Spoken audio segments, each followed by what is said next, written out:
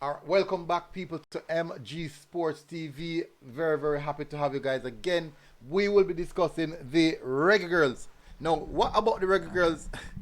Well, according to some reports in the RFM news outlet, the Reggae Girlz technically strike on the national setup or the program for 2,000 US dollar. Is that so? Is that correct? That is a big question here. Videos like these, a lot of persons might not tune in. I don't expect this video to pass. I don't expect this video to pass 500 views, even 50 likes. Let me tell you why. What I've realized in the space where female football is concerned, the support online is phenomenal. They have a brilliant support online. But it's when they come on to real life support, like going to the games, watching them, even just listen to content surrounding them. No one cares at all. No one really interested. But then now there's this big push online said, why weren't we seeing this and that for the girls, this rated T? And truth, the fans themselves, not even the fans them support it. But anyways, please do hit the like button, people, hit the subscribe button. We'll be getting to the details of the article. And I just wanted to just take that over because I've seen it time and time again. Me never think 100. Me never think this video go past probably 500 views. Probably not even 20 likes, much less. But we will see. We will see. Because I know everybody said they are supporters. They are supporters, and when you come on to online, everyone speaks a lot, and their mouth is the loudest because they're the number one supporter. I'm not the number one supporter. I try to do my best that I can do. Anyways, big up on yourself every time, people. Gonna jump straight into the article. Let's see what the article is saying, people. Let's get that cracking. This one is very, very interesting. Look, interesting to read here, people. So we're gonna just go straight into that.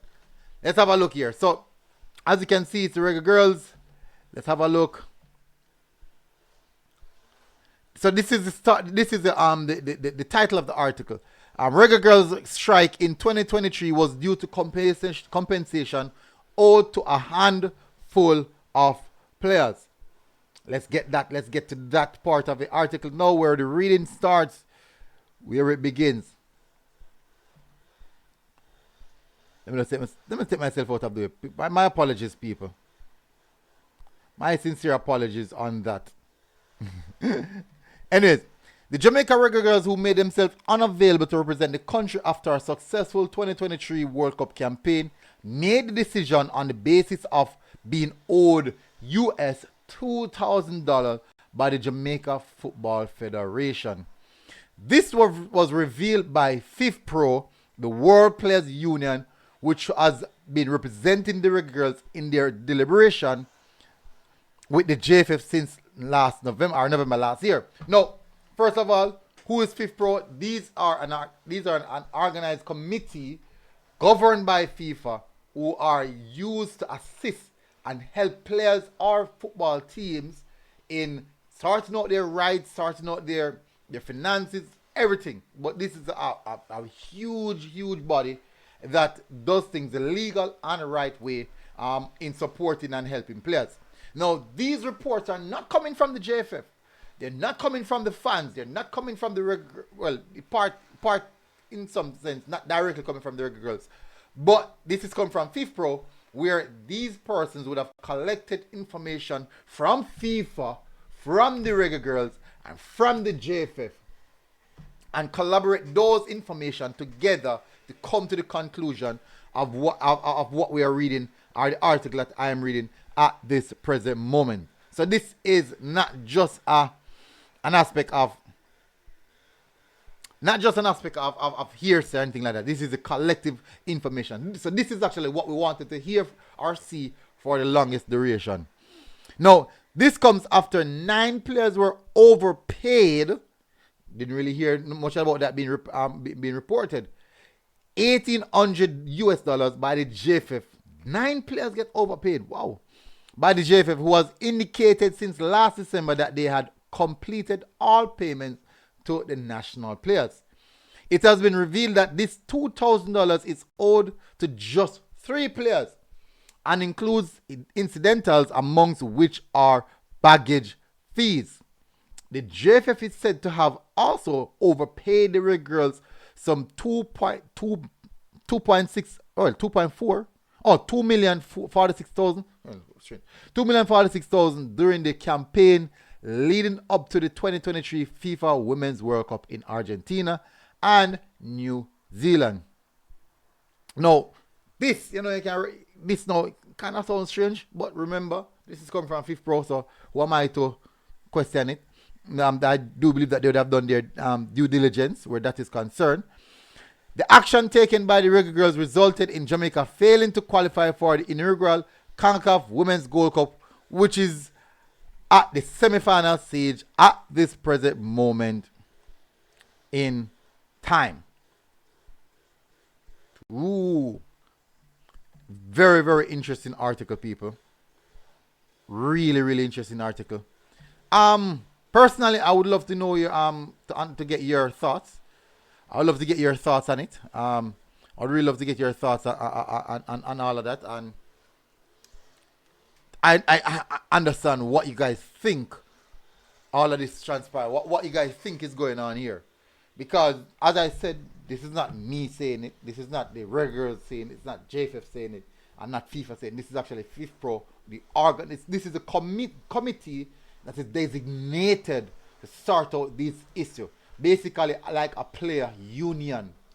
So, my assumption is that they would have done their due diligence in checking the books, checking the necessary records, and the necessary details to find out if these things are factual before coming out and making these reports.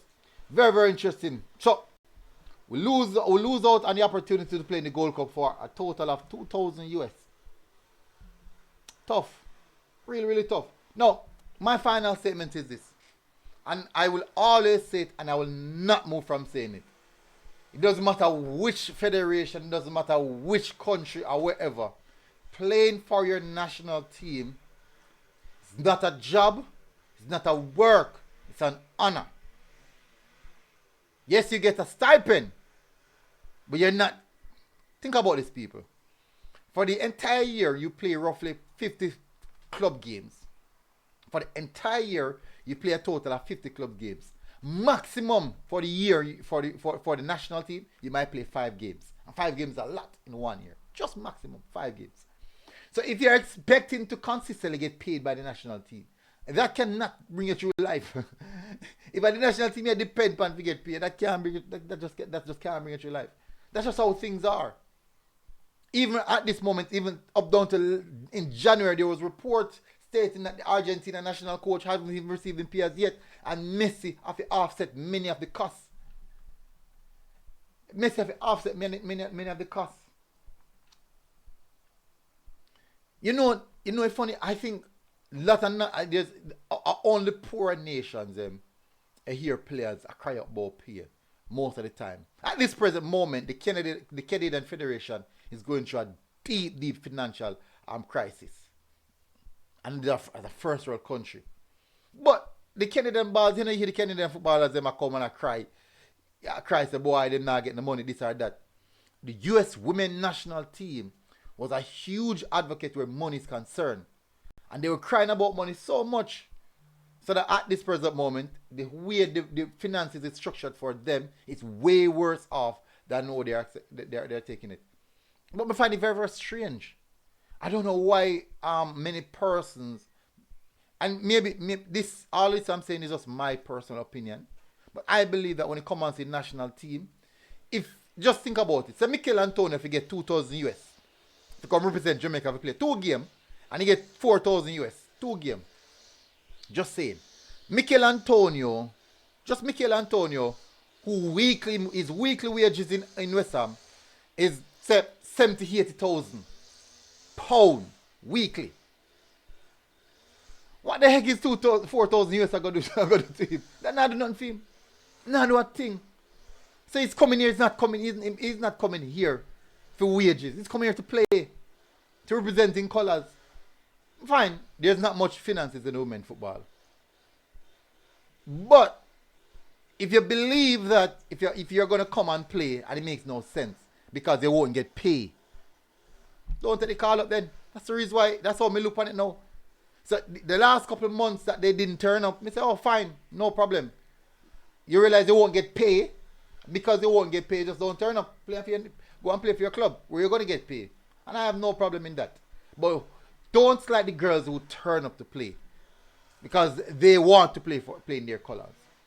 So that's how I look at it. Many might disagree. Many might say a lot of things. That's how I look at it. The national team, it's an honor to play for the national team. Anyone who knows supporters right now. And your people are going to say, boy, if you work, you expect to get paid. That's how I said the national team is not work. It's an honor. It's not work. And if you think it's work, this is work where you can deny. Don't take the call up. Deny the call up. Then simple as that. If you say it out, them works and if you get paid, if you believe and deem it as work, don't take the call up. Them stay a club where you work, where you get paid for your club. Week in, week out, where the commitment is there for you to play and get paid. Stay there. Don't take the call up. Anyways. Big up on yourself, people. Smash the like button, hit the subscribe button. Tell us what you think in the comment section. And I'll see you guys again. Until next time. We're out. MG Sports TV. God bless. Enjoy the rest of the day. Boom.